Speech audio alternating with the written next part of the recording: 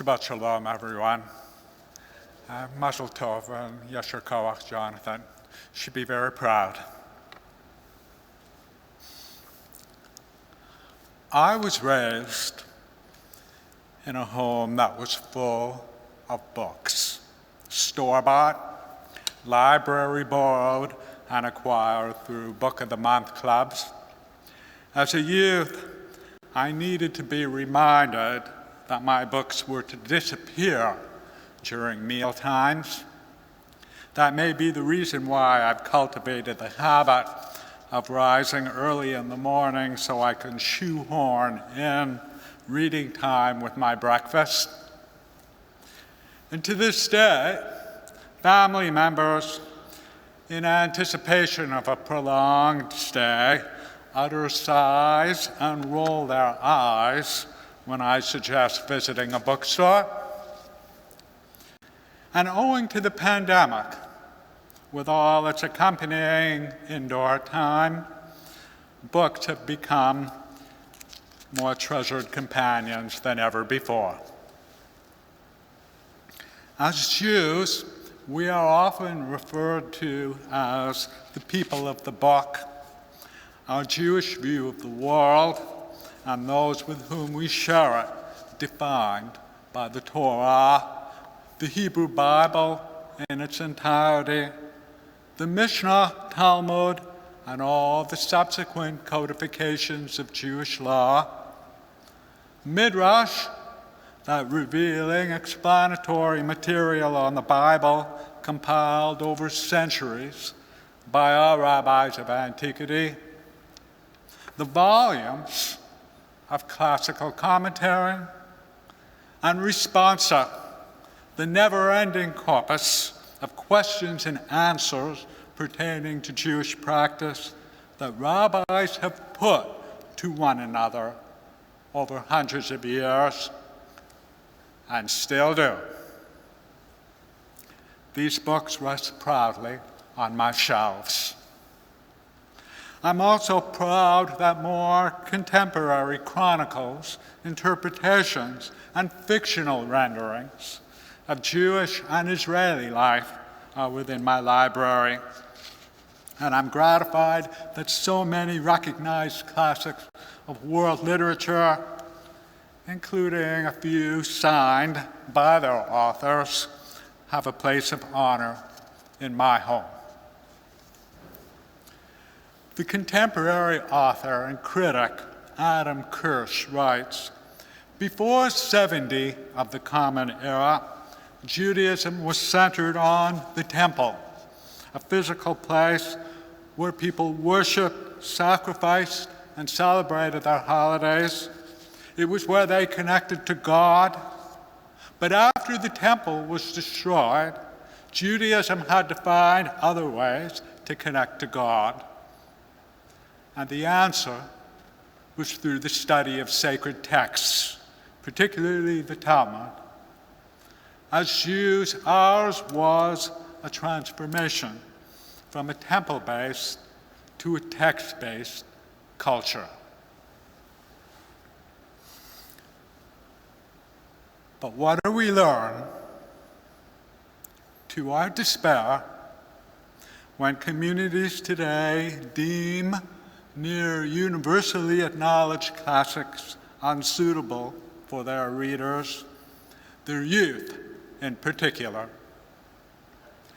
What do we learn when works of literary, artistic, and historical merit are banned from the community's bookshelves? What do we learn when a widely praised and award-winning graphic novel that endeavors to make the catastrophe of the Holocaust, the Shoah, accessible to a more expansive audience is rendered inappropriate for its readers? And what do we learn about the worldview of those we entrust to oversee our libraries, public school systems, and local governments? Such is what has unfolded in a community in the state of Tennessee, once and always my home state.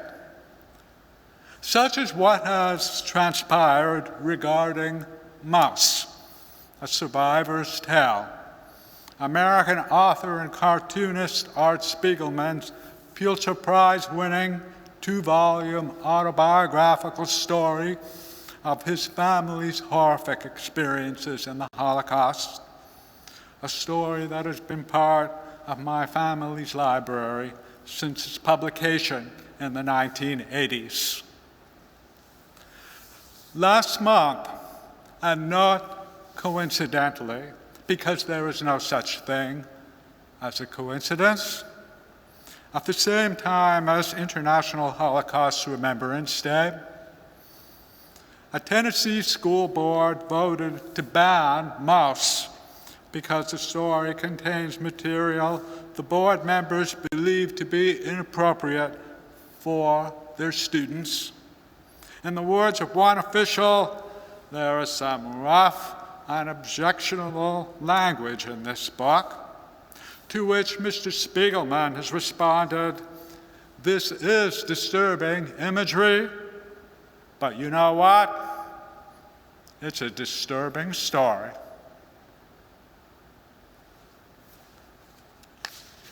Not surprisingly, sales of Art Spiegelman's Mouse are going through the roof.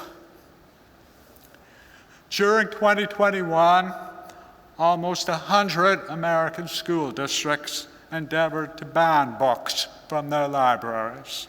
Included in those targeted is young adult literature, documenting the experiences of Black, gay, lesbian, bisexual, and transgendered young persons. And elsewhere, even enduring works, such as John Steinbeck's The Grapes of Wrath, Harper Lee's To Kill a Mockingbird, J.D. Salinger's Catcher in the Rye, Salman Rushdie's The Satanic Verses, Margaret Lawrence's The Stone Angel, Margaret Atwood's A Handmaid's Tale, and William Shakespeare's The Merchant of Venice, among many others, have been subject to censorship. What is happening with Mouse is part of a disquieting continuum, and one that did not begin so recently in Tennessee. In the 13th century, King Louis of France declared the Talmud to be a veil that covers the hearts of these people, the Jews, turning them to fables and lies. Thus, some 10,000 copies of the Talmud, carried in 24 wagon loads, were burned before the eyes of weeping Paris Jews. 2 years later, Pope Innocent ordered further burning of the Talmud, and as late as the 16th century, Pope Julius ordered the Talmud to be burned across Italy.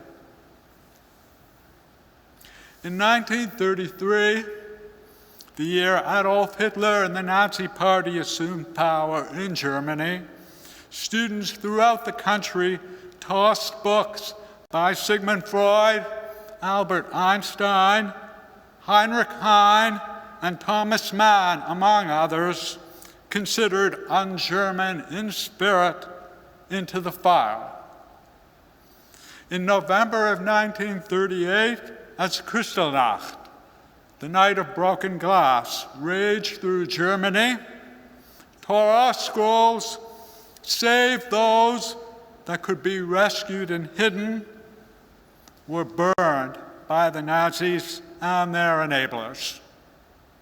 And during World War II, the casting of Torah scrolls into rivers and lakes by the Nazis and their followers was commonplace. It's owing to the courageous efforts of rescuers that temples and synagogues throughout the world today are the loving homes of what are known as survivor scrolls. in novelist Ray Bradbury's 1953 dystopian view of the future, Fahrenheit 451, a reference to the temperature at which paper ignites, literature deemed immoral, unbecoming, or not in keeping with prevailing societal norms is, with great celebration, heaped into the fire. Ironically, Fahrenheit 451 itself has been banned in certain American school districts owing to the will of those who deem the language objectionable. And I could not help but laugh and shake my head upon coming across an article with the ingenious title, 10 Banned Books Everybody Should Read. A list that includes, are you ready? Gone with the Wind and The Lord of the Rings.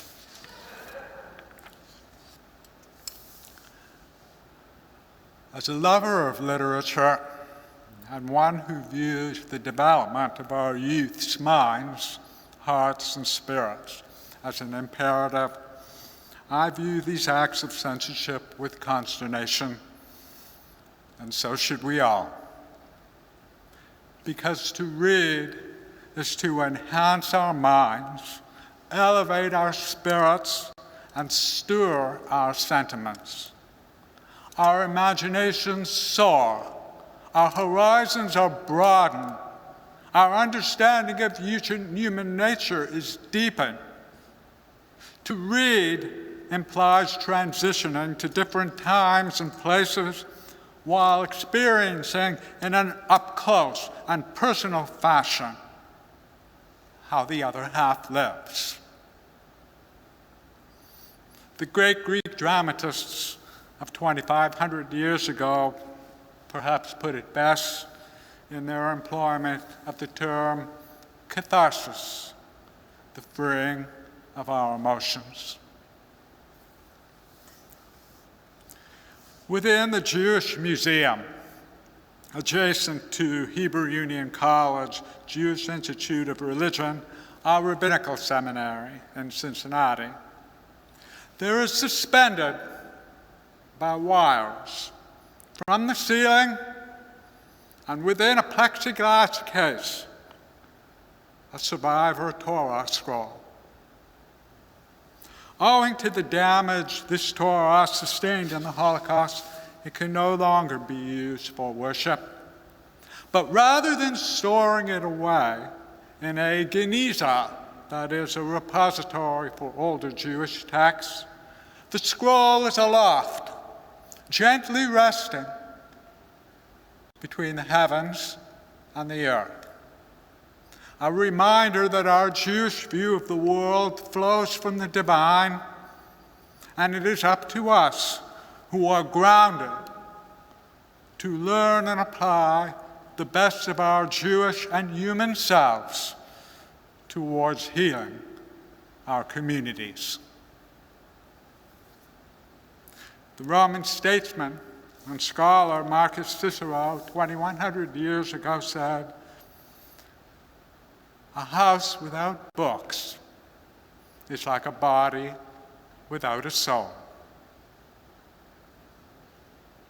So let us each, in our own way, push back against the censorship of books and all works of art, the aims of which are to ensure the well-being of our minds, hearts, bodies, and souls.